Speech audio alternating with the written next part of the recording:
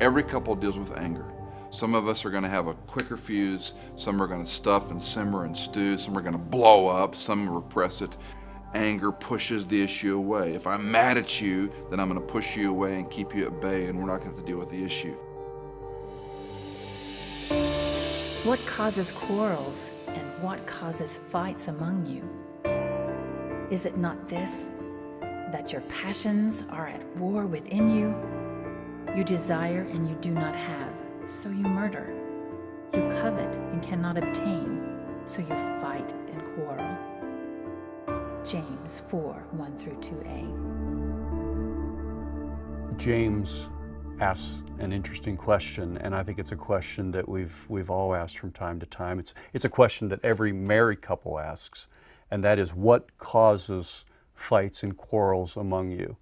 And what's so interesting about the way James answers that question is that he doesn't locate our anger, our quarreling in the other person.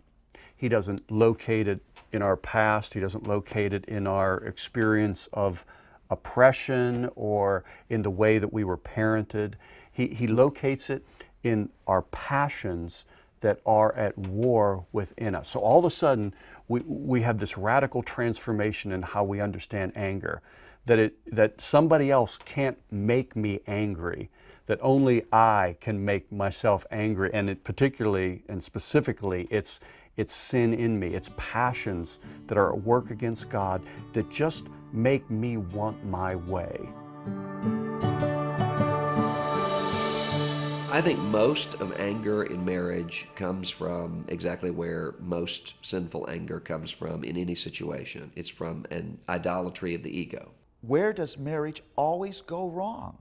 It's when I want the right to set the rules by which this relationship would work. That's at the bottom of every marriage difficulty. Whether it's, I don't want to have to say I'm sorry. Or I don't have to always want to be nice to you. Or some days I don't feel like serving you. That's taking God's position. That's writing my own law. And then what I want from you is I want you to keep my law.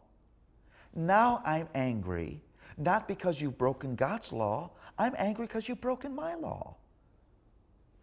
Think about it. Think how little of our anger has anything to do with the kingdom of God at all. There's many faces to anger, and so for some people they hear the word anger and there's a traditional face of a person exploding, throwing stuff, slamming doors, cursing, yelling, screaming.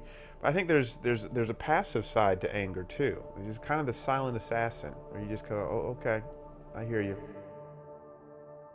Anger undealt with kills, and one of the things it kills is it kills relationships, kills marriage.